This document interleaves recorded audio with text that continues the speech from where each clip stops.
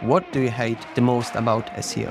You hate it, but you love it because it's so difficult. And because I specialize in local SEO, I feel like it's more difficult than traditional SEO. And now Google just rolled out something in the UK that if you get caught with fake reviews, there's an alert that shows on your business profile that you got caught with suspicious reviews. And they're going to roll that out to the rest of the world, I'm sure. But right now it's just in the UK. I think the biggest mistake that people make is they don't understand how the algorithm works because it's based off of proximity. And you're not going to show up in 5 cities just because you listed 5 cities in a comma-separated list on the page. In local, we don't really care about the authority score. And in traditional SEO, you want those high authority links. In local, you actually want low authority links. By far, the most influential thing to the local algorithm is the primary category that you choose in your Google business profile. If your content sucks, you're still not going to rank.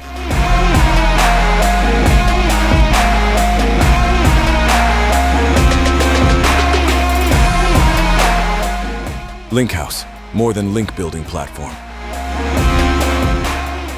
Hello guys, it's Thursday, first day of Brighton SEO conference. Welcome to another episode of I Hate SEO, a podcast by Linkhouse. We are here with Greg Gifford. Hello Greg. How are you? It's amazing to have you here. And the first general question that we've prepared for you is, what do you hate the most about SEO? So here's where you're probably going to have to pause in the middle because this is going to take about 2 or 3 hours for me to answer this question. We have a time. And you won't have enough time on one memory card for this one. You hate it, but you love it because it's so difficult. Mm-hmm. And because I specialize in local SEO, I feel like it's more difficult than traditional SEO because with traditional SEO, you're doing something to show up as high as possible, hopefully number 1. And you're there regardless. But with local SEO, you're constrained to a particular geographic area, and it has to do also a lot with the proximity of the search result to the person. So if it's a really competitive market, maybe things don't work as well as things in a non-competitive market. And Google treats the verticals differently. So the things that you can do for a car dealer are different than the things that you would do for a dentist or a lawyer. So it gets really complex, and you hate that it's complex, but it's also fun because it's complex. And you hate that Google keeps making these updates where then you have to turn around and change what you do, but you also love that. And it's job security. So it's this crazy love-hate relationship that we all have with Google because you have to play in Google's world by Google's rules. And a lot of times they don't make sense and they're unfair, but oh, well, you got to do it anyway. So, you hate it, but you love it. Yeah, definitely is a good thing in terms of that you said you never know what's gonna happen. Yeah, you can just gamble a little bit about it. Exactly. So another general question for our Polish audience: who is Greg? So I am the COO of a boutique digital marketing agency called SearchLab Digital. And I've been doing local SEO for a really long time, and I'm lucky enough to be a really popular presenter at conferences. So if anyone's heard of me, they probably heard of me because I've spoken at some conference that they've attended, or they've seen me online speaking at conferences. The most I've ever done was 2 years ago. I spoke at 32 conferences that year, all in person, all live. So it was a lot of travel. This year, I'm only going to end up doing 16, so it's half of what I did 2 years ago. But it's still a lot more conferences than most people ever do. But it's been nice because I've gotten to go to some amazing places. I never would have gone to Russia in my life. I've been to Russia several times. I've come to the UK at least twice a year for over a decade. I've been to a lot of places in Europe, which I'd been to before, but fun to go back for work. I'm doing a conference in Bali this December. I never would have gone to Bali in my life. I've been to Australia multiple times, probably wouldn't have been there either. So I've gotten to see the world. I've gotten to meet a lot of amazing people. So I've really enjoyed my career. It's been really fun. You need to know that Greg is some kind of legend here because we came to the hotel and Greg was like, "Oh, hello guys." So we're like, "Who is he?" So question is related to that thing. How many times have you been here so far? I was talking about that this morning with somebody else. It's not 22, but it's probably 19 or 20 times that I've done Brighton SEO at this point. Okay. So have you been on the first edition? No, it started several years before me. Okay. But the first time I ever spoke, it was still over at the Brighton Dome, and it was a much smaller venue, and I think it was maybe 400 attendees. Okay. And I still think at that point it was just a single day event. But yeah, it's been cool seeing this thing grow. And I also do the local SEO training course the day before the conference, and I've done that the entire time as well. So it's been really fun coming back so many times. And I talked to a guy yesterday that had taken my course 7 years ago and was still saying it was helpful. And my course 7 years ago helped him level up in his career and get a better job and, buy a nicer house and all these things. And he said that he really attributed it to my course, which, it's cool to hear that stuff. Okay, so how are you liking the conference so far after, the first part of the first day? I mean, I haven't really seen that much yet because I had to speak in the first session.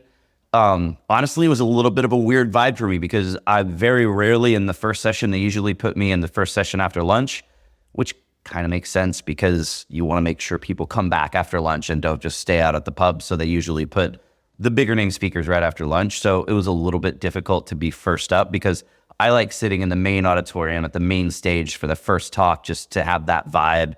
But it's also really nice to get in and knock out my session. And now I'm basically off the clock for the rest of the conference. And I can hang out and do stuff like this and talk to friends and go see a couple of friends' presentations. So yeah, it's great.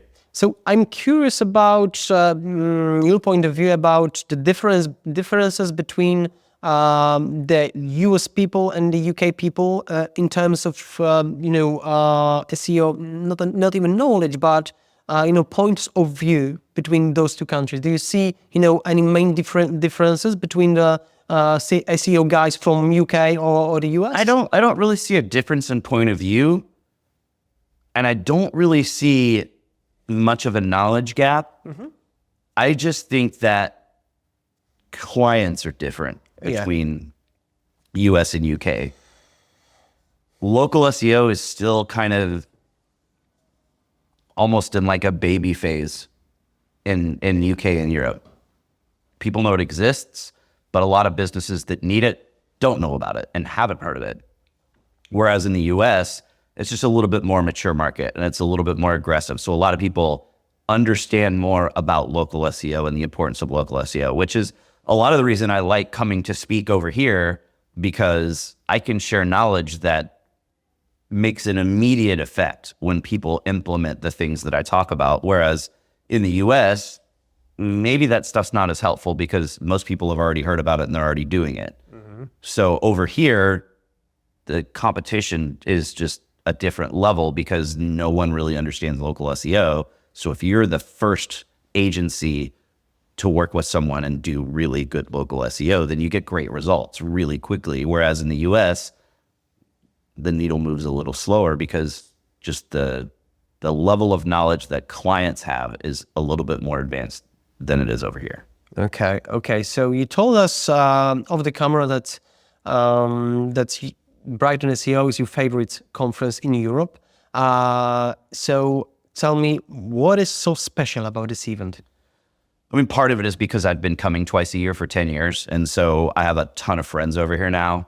And I get to, twice a year come over and catch up with friends. And most people in the UK don't speak at every Brighton SEO. They'll alternate, they'll skip one or two here or there because they've got something else going on. But I've come every time. So every time I come, I get to see friends and I get to see people. And already today, I've seen a couple of people that I haven't seen in 3 or 4 years because they haven't been since COVID. And so I get to catch up with friends. I get to see people. I'm really familiar with Brighton because I've come so many times. So it's a really fun town. I've got favorite restaurants. I went to my favorite place in all of Brighton for dinner last night. So it's catching up with people. It's seeing friends. It's having a good time at the pub, going to nice dinners. And then the conference is amazing too, because you always get, not always, but I feel like a lot of times in the US, it's a lot of the same speakers. And the same thing happens in Europe. It's a lot of the same speakers, but there's not a whole lot of overlap of European speakers that come to the US or US speakers that come over this direction. And so, you can go in and sit in on a conference session and hear fresh viewpoints that you're not hearing in the US because it's different speakers. So I really enjoy the somebody will have a fresh take on something and I'm like, oh, that's really smart. I hadn't thought of it that way. And so that sort of stuff is really interesting here. And I also like the fact that they have a very intentional desire to get first-time speakers to speak at Brighton SEO. So it's not in the States, it's really kind of hard to break in as a speaker because the conferences, they kind of have to take a risk if you're a first-time speaker. They don't know if you're going to be good or if you're going to be bad. And if you get up on stage and bomb, then people give bad reviews to that session. People aren't happy with the conference. And, the conferences, they've got to make money to pay for the venue. So you kind of have this never-ending cycle of let's just invite back the same kind of speakers over and over again, which isn't horrible because those speakers are all really good for a reason and they keep going back and the attendees get value. But for the people that are up and coming speakers and they have a desire to get out and speak, it's pretty hard to break in. It's a lot easier at Brighton SEO because they intentionally have, probably 20-25% of the speakers, they want to be first-time speakers. Yeah. Which again leads to fresh viewpoints and new takes on things that you wouldn't have heard because, with me in the US, I'll see the same person speak 10 times a year and it's the same talk every time. There's nothing wrong with that. I give mostly the same talk every time. I might change the movie backgrounds, but it doesn't really matter because there's not much overlap. The general public, if you're a marketer or a business owner, you're going to go to one conference a year, maybe two. So you're not going to see the same person do the same talk multiple times. But as a speaker and you see the same people talking, yeah, you're going to go see your friends and support your friends, but it's the same information over and over again where here, oh, wow, that's a whole bunch of new stuff I hadn't thought of or hadn't even heard of before. Yeah, so it's a lot of fun. Yes. So do you think that, Brighton SEO want to, search for some kind of, talents in SEO environment? Maybe, maybe it's some kind of goal for Brighton SEO to find some new people? Oh, it is for sure. Yeah. They intentionally invite first-time speakers because they do want to help get people into speaking if they want to speak. And they do want to have that element of freshness where, hey, this is a first-time speaker. And this is the first time they've gotten on stage, but they have something unique to say. And most of the audience may not realize that it's that person's first time speaking. Yeah. But it's a really cool element of Brighton SEO that they've been thoughtful about that element. And they want to have first time speakers in, as opposed to most conferences are like what conferences, you're pitching to speak in an event and they ask you what other events you've spoken at. And you're like, oh, this is my first time. And they're kind of like, okay, buddy, you're not speaking at our event. We're Brighton SEO is like, okay, cool. We don't care. Like, what do you want to talk about? If you are good to speak. Yeah, it's like, I speak at a lot of conferences and they're all good. There's very rarely a conference where I'm like, that's horrible. I'm never going to do that conference again. But there are certain conferences, there's a handful of conferences that stand out for one reason or another. Maybe, a lot of the conferences that I do in the States, I'm speaking to a vertical, like I'm there to talk to lawyers or to talk to car dealers. And we also have a booth so that after my talk, I go hang out in the booth and people come talk to us. And so some conferences, they really put a lot of effort into making the experience as a vendor or a sponsor excellent. They want you to get value out of the money that you paid to have your booth set up to get leads. Other conferences, they really take care of the speakers. A lot of the European conferences will take the speakers and their spouses out on some sort of a tour the day after the event so that you can see the local area and do fun things and hang out with the other speakers. And so, some are paying attention to vendors, some are paying attention to speakers, and Brighton SEO, I think, does all of it. They want to make sure that if you're going to have a stand down in the bottom, that you have a great experience and that you get leads out of it. And they want to make sure if you're a speaker, they do so much. Like last night, they have a walkthrough of the venue so that if it's your first time here and you're a speaker, you know where your room is, you know what time to show up, you know how to get there. Because otherwise you walk in and you're just overwhelmed because it's 4,000 people in all these stands and some rooms are up, you go up 3 sets of stairs and down one and turn a corner and up another set of stairs and down one and then you're in your room. So it's really confusing to navigate that building. So they pay attention to that and they have an orientation session. And they've got, a 5K run in the morning, they have a beach cleanup thing, and they have all of these other events to help people socialize and get out of their bubble and network because they understand that the value of networking and meeting both other attendees and speakers is just as important as being in the room listening to what people have to say.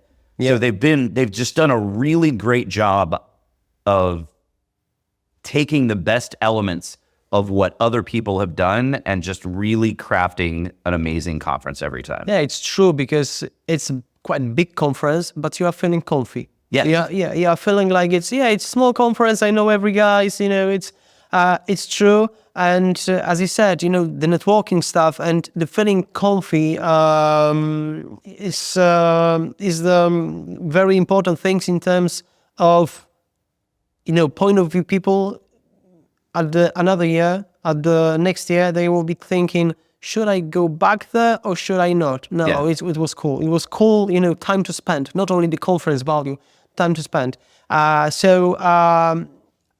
The next question is about speakers. It's also related to some newcomers and stuff. So do you have some speeches on your priority list tomorrow or today? Because I've been coming to Brighton for so long, I do enjoy that fresh point of view, but sometimes, maybe I won't hit that many talks. Honestly, probably the only talks that I'll see today were the ones with the two guys that were speaking with me. I probably won't go to any other sessions. And when I was here in April, I did my talk, and then I did one other talk that I wanted to go see a friend. And then the rest of the time I spent out downstairs hanging out in the stands with everybody and talking to friends. And I shoot my own little video interviews, so I'll be walking around all afternoon, catching other speakers and getting quick little interviews with them. So I don't really have any talks that I looked at this time where I'm like, oh, I need to make sure I see that one. Okay. Maybe I'll wander into something. I don't know.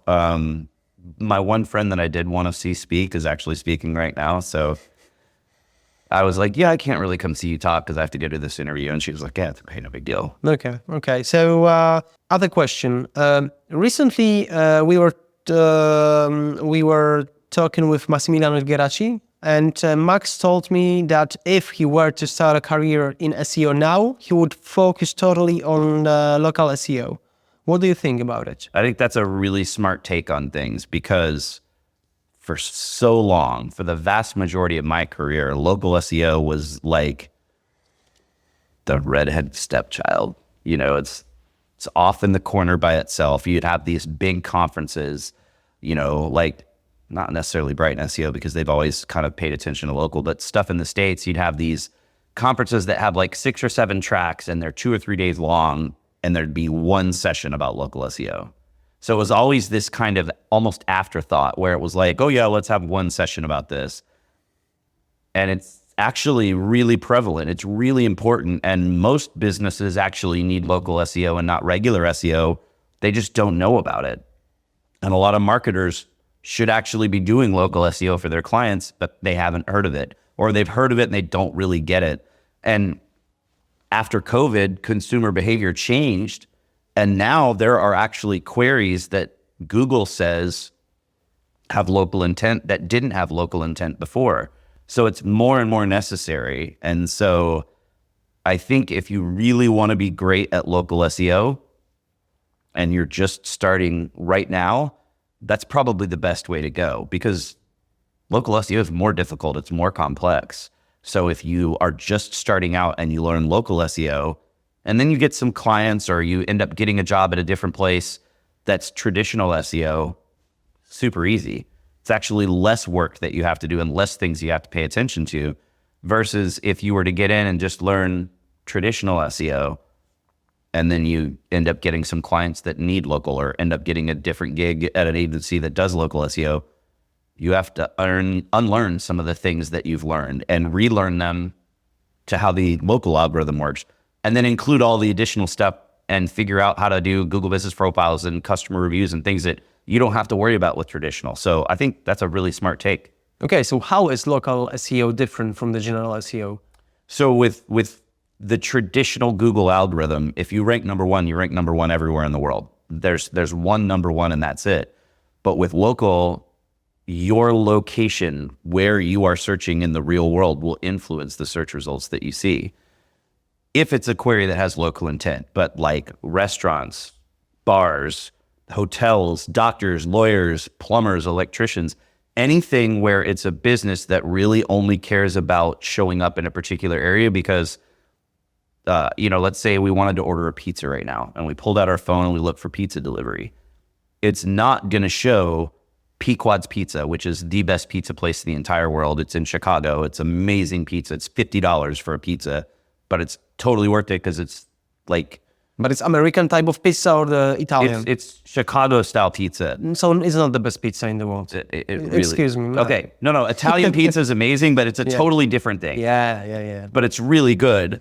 But it would not show us that pizza place when we're here in Brighton because you're not going to be able to get a pizza delivered from the United States. It's too far away.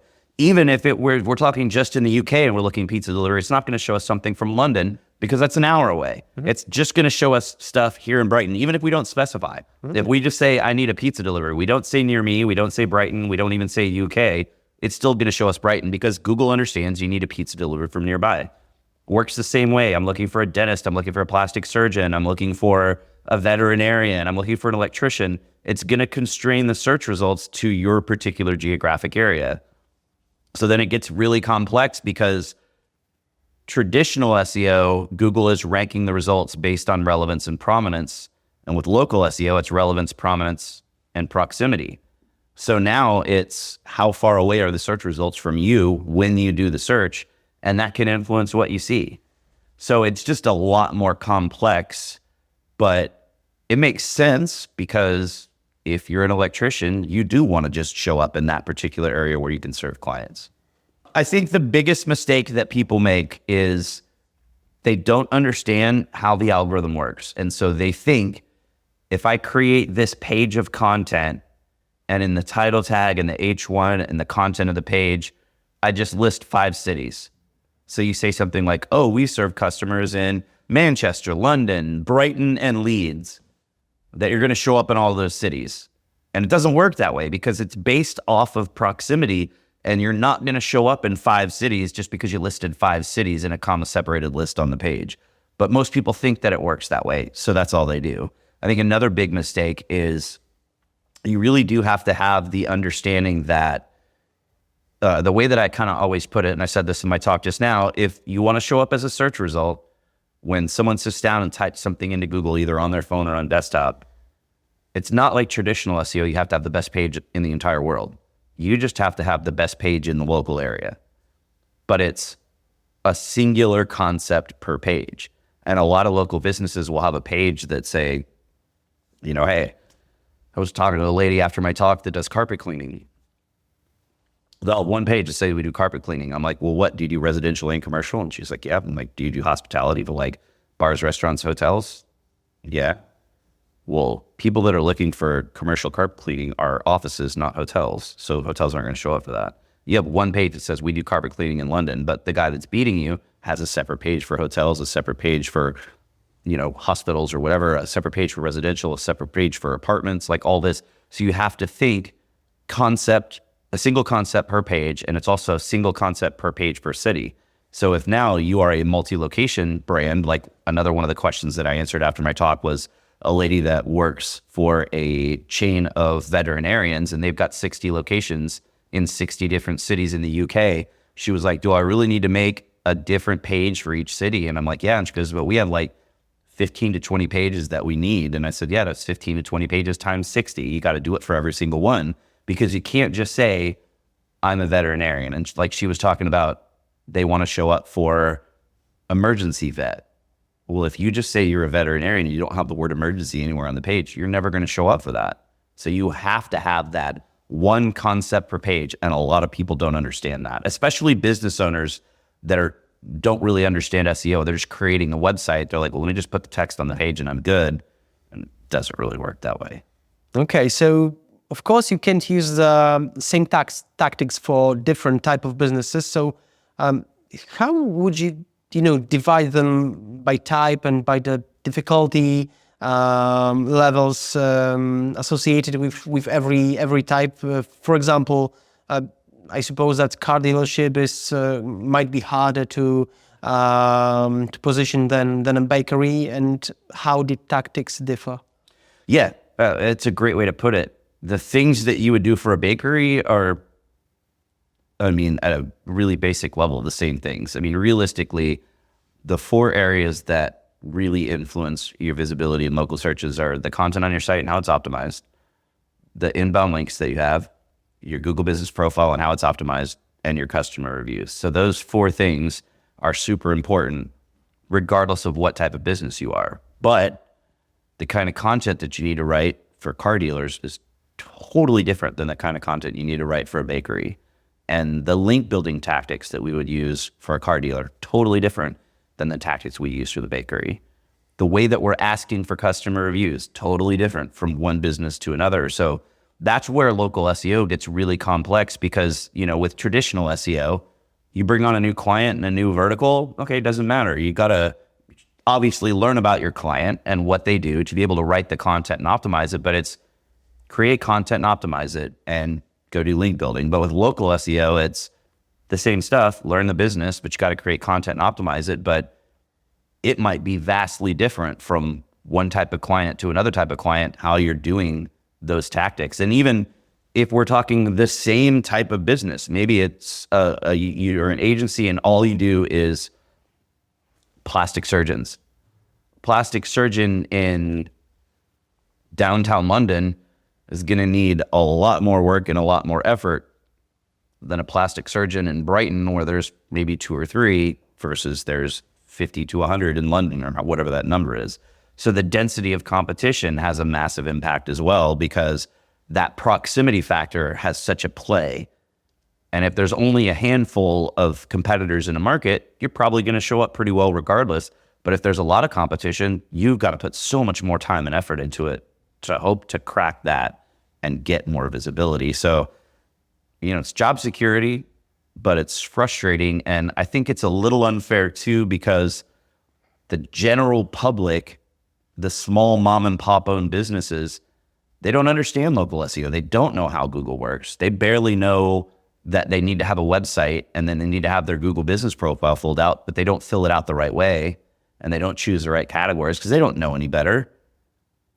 Or they have these vendors that are selling them fake reviews and they're like, look, whether reviews matter or not for SEO, the business owner doesn't care, but the business owner gets, hey, if I get a lot more reviews and I have more reviews in the competition and a better score than the competition, then as people shop around, they're going to look at reviews and they're going to want to go with me.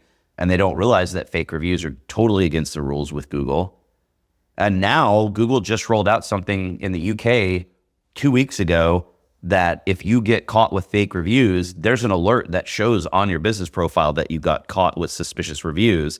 And if it's bad enough, they'll turn your reviews off. You won't be able to get reviews at all. And they're going to roll that out to the rest of the world, I'm sure. But right now it's just in the UK. And so now businesses get frustrated and they're like, oh, what's going on? I just got in trouble for bad reviews. Well, yeah, because you were cheating. But you didn't really know it was cheating. You had some vendor that was like, look, I sell you this for £100 a month. And you're like, oh, that sounds great. Yeah, cool. And there's so many moving pieces that the layperson just doesn't understand, yet they have a massive influence on whether or not that business is going to succeed or not. So it is frustrating sometimes that it is a little bit hard to understand all of the things that you need to do. If you're a business owner, maybe it's, you know, I have some small business and it's just me and my wife and I'm trying to do whatever I do. I don't have time to learn about how all the SEO stuff works. So don't you think that is the thing that you said about pointing out some kind of cheating in the reviews isn't the risk for some competitors who wants to give some good reviews for competitors to point them out? Yeah, there's always the potential that no matter what Google does, the spammers and the cheaters are going to figure out how to bend the rules in their favor. So there is that danger that now if Google, and you have to assume that this review warning thing that's in the UK is going to roll out worldwide, because why would they be doing it if it wasn't something they would roll out worldwide? Once they roll that out worldwide, well, then sure, the spammers will go, well, we could just go instead of leaving a bunch of bad reviews, we go leave a bunch of positive reviews. Amazing. And like, why would you want to go leave? I get it. If you're my competitor and I don't know anything about SEO, but I know that customers are going to look at your reviews, then I'd go either buy a bunch of fake reviews or just have friends and family go leave you a bunch of bad reviews to be like, oh, this place sucks, don't go buy from them. But now if you know that a business can get in trouble and even get reviews blocked, or if nothing else, have a warning that displays, why would you not go, oh man, it's just as easy for me to go drop 100 5-star reviews on you in the space of without 5 any minutes. descriptions, in just 5 Yeah. stars in the, And then it's going to look completely fake and Google's going to detect it. And then now you get busted for having fake reviews that you didn't even participate in. that could be frustrating. And there's another big thing that I don't think really made it too far out of the US, but in the US, there's been this really big, super nasty hack that actually the guy that talked before me mentioned in his talk, that let's say we're both attorneys and you're my competitor. I can go in and do the public suggest and edit. I click suggest and edit on your profile, take your map pin and move it 2 hours away. And Google will accept that edit sometimes. Not every time, but sometimes. So even though Google knows your address and you manage your profile, you said, this is all my info, some random person can go suggest, hey, this isn't actually located here, it's here. And they move your map pin, even though your address stays the same. But now because your map pin's 2 hours away, you're not going to show up in town anymore. So now, all of a sudden, I don't have to compete with you anymore because you're not going to show up because your map pin's 2 hours away. And we've seen situations where it'll be like 20 lawyers all in one city and 19 of them get moved 2 hours away and the one guy's left. So clearly that's the guy that did it. And Google doesn't suspend the businesses for getting moved. But then now let's say I did it to you and I moved your map pin and you notice the map pin got moved. So you go move it back. As soon as you move it back, Google says, you're moving your map pin more than 2 hours. Why would you do that? You're suspended. And now you have to get re-verified, which makes no sense. Now they've put some stuff in place now that they figured out that people were exploiting that. So you can't do it anymore. So I'm not worried about talking about it here, but it took Google several months to figure out how do we fix this and how do we prevent this. So during that 2-month time, you go screw your competitors over. How do people guard against that? Especially if you're not working with someone that knows local SEO. It's pretty difficult. The simplest things are the hardest to fix. Yeah, and no matter what happens, you're always going to have those people that are going to be nefarious and they're going to try to figure out, okay, what can I do to screw over my competitors? And they're going to figure that stuff out one way or another. So I'm sure that at this point, if Google's going to roll this review alert out, they're thinking about, okay, let's watch and figure out ways to prevent people from misusing this to penalize businesses that shouldn't be. Yeah. So, okay, that's a very interesting topic, to be honest. I have other general question. So, can you point the most important things, the most important factor in local SEO? Is it localized content? Well, I mean, more than anything, the content on your site matters because you can go do all the link building you want. But if your content sucks, you're still not going to rank. Mm-hmm. And even if you did rank with crappy content, the human element, as your customers come read your content and your content's just awful, it's not going to convert. Content is ultimately the most important thing because do all the link building you want, do all the GBP you want, do all the reviews you want. But if you don't have good content, you're not answering customers' questions, they're not going to convert. But if we're talking more about specific elements or tactics, by far the most influential thing to the local algorithm is the primary category that you choose in your Google Business Profile. That primary category is more weighted than everything else, and it is the most weighted factor that influences your visibility in that coveted map pack spot where it's the map and the 3 results right at the top of search results. So the primary category is the most influential, but even still, I still kind of feel like the content on your website is ultimately what's most important because that's what's going to get customers to convert. So how important is link building in terms of local SEO? So it's still important. It still matters. But link building is different in local because you have to unlearn some of the things that you learn with traditional SEO. In local, we don't really care about the authority score. And in traditional SEO, you want those high authority links. In local, you actually want low authority links because ultimately what you want is links from other local businesses in the same area. And those businesses probably aren't doing SEO. The example I always use is churches. It's great if you can get a link from a church website, because it's relevant down to a neighborhood level, but churches don't do SEO. So if you were to run that church's URL through any link building tool, that analysis tool is going to say, oh, this is a spammy link. You don't want it. It's got very low authority, but in reality, it's exactly the link that you do want. So it's still important. You just have to look at it in a different way. But if you're looking at overall how you need to show up, your website and your content and your Google business profile and even your customer reviews are much more weighted than inbound links are. Okay, so what about structured data? Structured data is really important because you have local business schema markup. At the most basic level, it's just local business, and then you've got all your data. But there are subclasses of local business for specific verticals, like attorneys or car dealerships or whatever. It's incredibly important to have that on your site, especially on that local business schema should only be on whichever page the website button on your business profile points to, which for most businesses, that's the homepage of the website. But if it's a single website with multi-locations, that's going to be the individual location page. And that's another big mistake that a lot of even marketers make is they put that local business schema on every single page of the website, and it really only needs to be on that page that the business profile points to. But still really important, especially leading into now the search generative experience and AI overviews. A lot of those AIs and language models are looking at the schema data to get some information. So hugely important. Okay, so what about PPC for local businesses? PPC is huge. We do tons of PPC. And it's great because, like we've talked about, the local search results are really influenced by location and proximity.